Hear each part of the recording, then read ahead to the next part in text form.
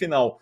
Para o Flamengo, esses 4,3 milhões, para uma equipe que teve receita bilionária aí, nem parece tanto dinheiro, mas é aquela coisinha que vai pingando aqui, já abre a possibilidade de uma semifinal lá para frente, e eu acho que olhando até o Fluminense, né, Ilan, pelos investimentos que foram feitos, pelas contratações, como você disse, a montagem do elenco, o que dá para ir buscar ou não. Claro que a equipe do Flamengo tem um poder aquisitivo maior, poderia colaborar um pouquinho mais, ainda mais prestando atenção no que poderia vir aí numa semifinal, numa final de Copa do Brasil, né? Sim, o Fluminense diz sobre o possível faturamento que o Fluminense está perdendo, né? Tá deixando de ganhar com a eliminação na Copa do Brasil. O Fluminense, no momento, né, embora não seja um time nem de longe com o mesmo poderio financeiro do Flamengo, com o mesmo potencial de arrecadação, por razões óbvias, né? O Flamengo é um time com uma torcida muito maior que a do Fluminense, embora a torcida do Fluminense seja muito grande, mas a do Flamengo é muito maior, né? Então, o poder de arrecadação dos clubes, em geral, né, ou praticamente sempre de forma proporcional, está ligado à capacidade de faturamento daquele clube, e aí leia-se tamanho de torcida.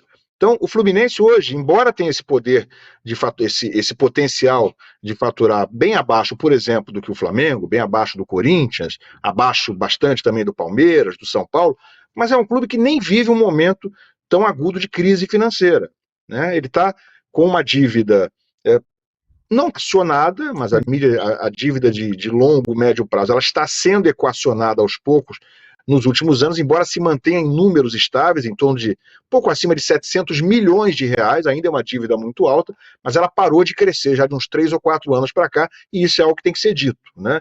Isso é um dos méritos da gestão do presidente Mário Bittencourt, embora, a meu ver, pelos jogadores que vendeu nos últimos anos, pela quantidade de jogadores que forma o Fluminense em sua base, né, jogadores que são vendidos às vezes rapidamente para o exterior, são muito cobiçados pelo futebol europeu, ele poderia estar abatendo essa dívida já há um bom tempo com a venda, se fosse um pouco melhor, desses jogadores. Mas o Fluminense, com essas vendas, não tem ficado em apuros financeiros. Os salários no Fluminense estão em dia, né?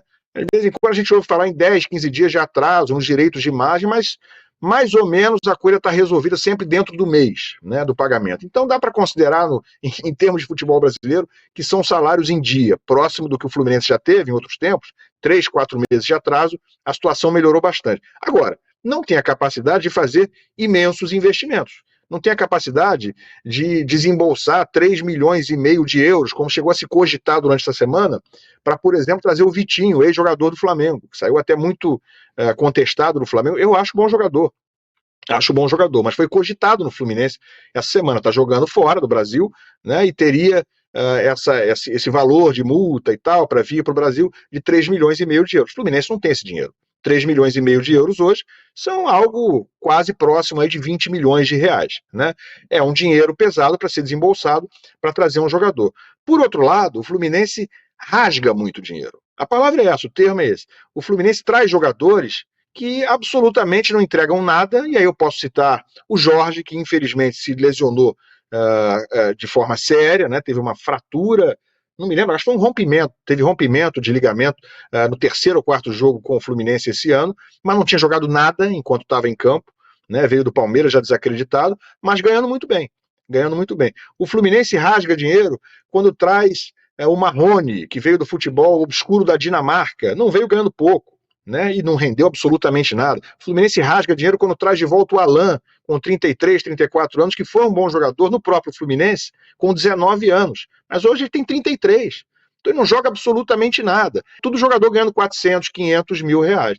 Então não dá para reclamar muito, né, da perda desse faturamento quando você joga fora dinheiro tão sem critério como tem feito em muitos casos essa diretoria do Fluminense.